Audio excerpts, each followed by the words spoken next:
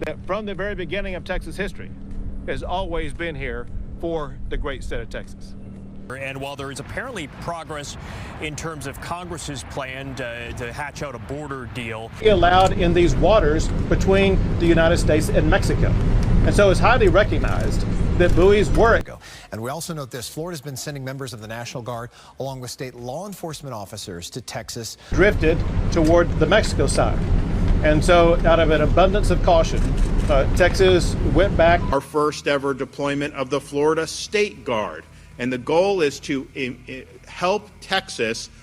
The country has just been rocked by a 5-4 Supreme Court decision that is igniting a border dispute between Texas and the Biden administration. Texas border conflict. The recent 5-4 order issued by the U.S. Supreme Court regarding the Texas border conflict has sparked widespread discussion and raised significant concerns across the nation.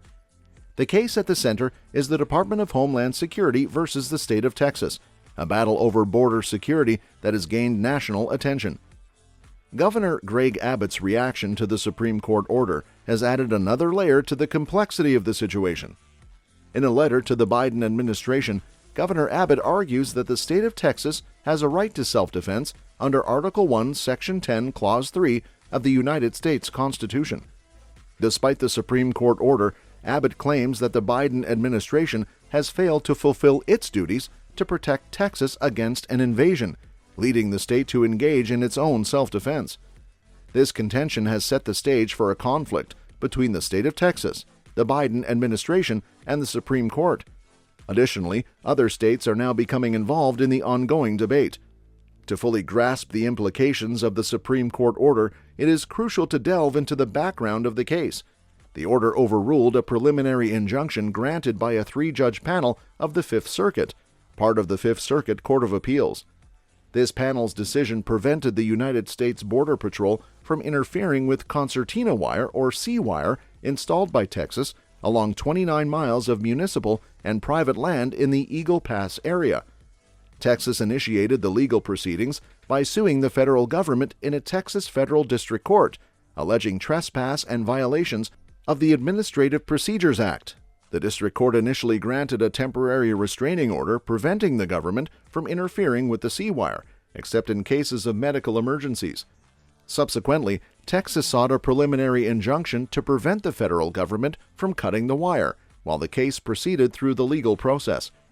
The lower court's denial of the preliminary injunction is noteworthy, as the judge agreed with Texas on various issues, including the assertion that cutting the wire was generally unnecessary to prevent medical emergencies.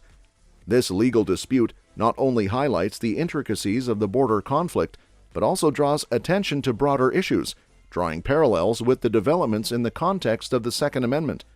As the clash intensifies between Texas, the Biden administration, and the Supreme Court, it remains a critical point of discussion and concern for citizens nationwide. That from the very beginning of Texas history has always been here for the great state of Texas. And while there is apparently progress in terms of Congress's plan to hatch out a border deal, Allowed in these waters between the United States and Mexico. And so it's highly recognized that buoys were. But if California actually wants to stop people coming across the border, I'm happy to send to California.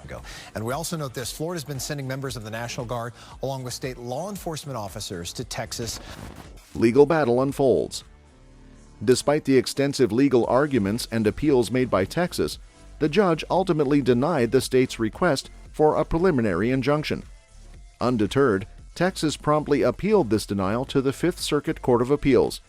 Alongside this appeal, Texas put forward the argument that medical emergencies should not justify the destruction of the fence, and cutting the wire for one emergency should not serve as justification for leaving it open for potential infiltration by thousands of people.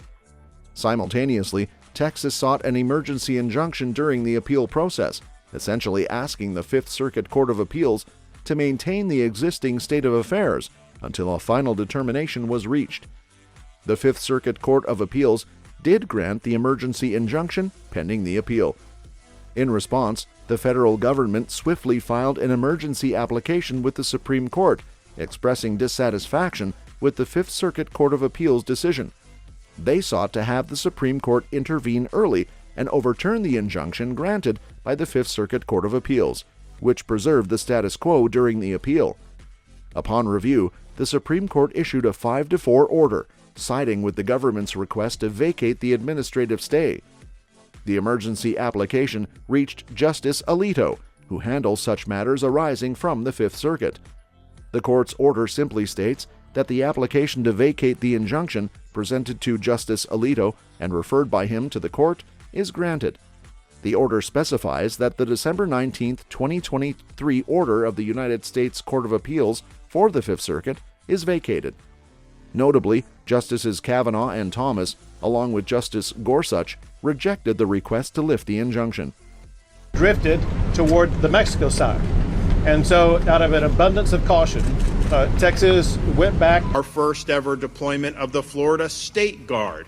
And the goal is to help Texas.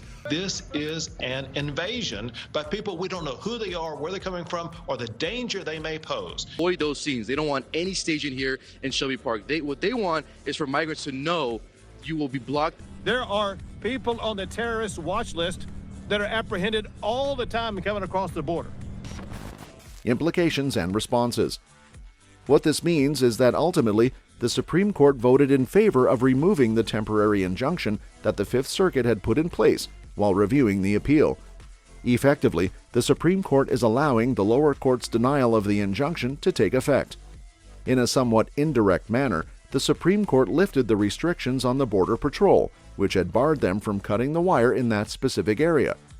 Two judges who departed from the expected alignment, once again supporting the liberal stance and voting in favor of granting the stay, were Justices Barrett and Roberts. While Roberts' position is not surprising, Justice Barrett is establishing a track record of diverging from expectations, particularly on administrative issues. It is important to note, however, that this Supreme Court decision does not constitute a final judgment on the actual merits of the case. The focus of the decision revolves around a temporary injunction designed to maintain the status quo of the law, while the case undergoes review by the Fifth Circuit. Nevertheless, the outcome is concerning, as the Supreme Court has sided with the government, overruling the injunction and effectively permitting the government to cut the wire in that specific area.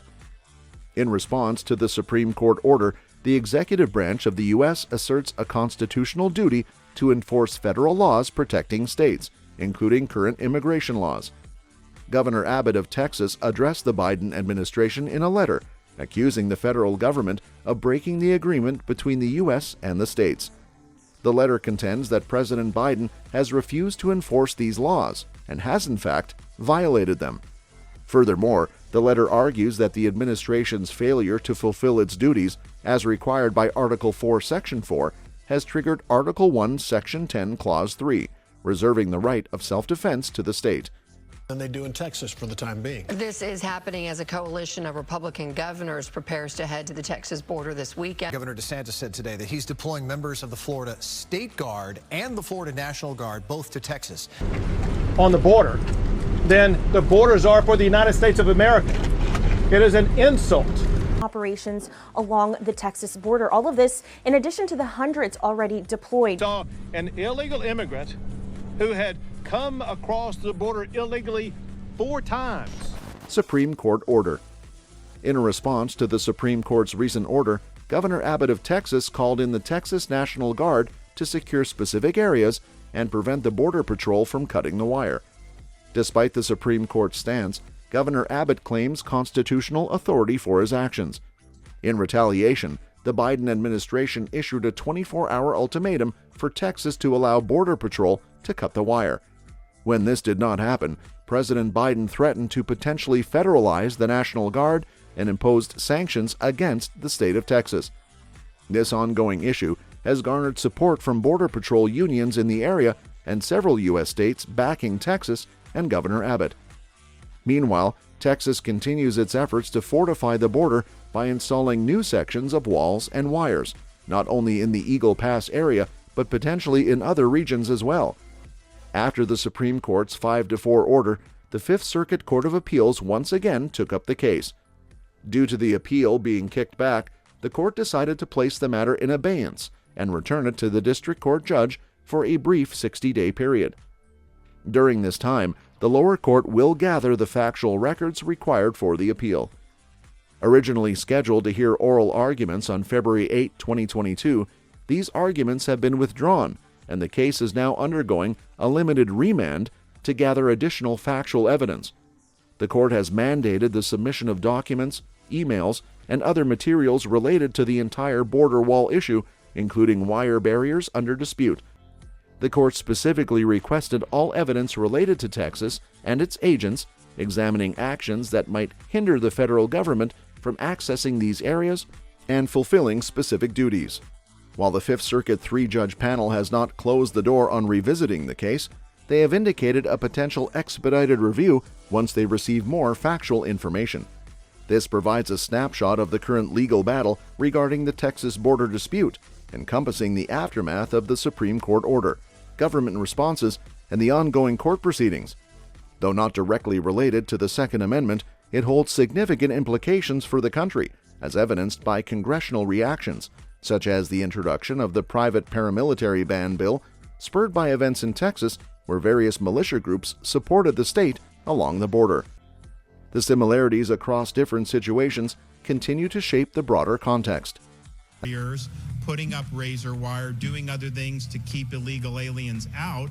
I want to be helpful with them. Because of Joe Biden's open borders, we as governors aim to do everything we can. As soon as Biden reversed policies, as soon as he embraced an open border, we knew this was going to be a big issue. Ron DeSantis announcing today he is sending Florida troops to the country's southern border. The decision will allow Border Patrol agents to cut razor wire along the southern border Governor Abbott had installed. You go past Texas, and you've been talking to some migrants in the area as well this morning. What's been the reaction? What are you seeing right now, Jorge? That's all for this video, folks. See you next time.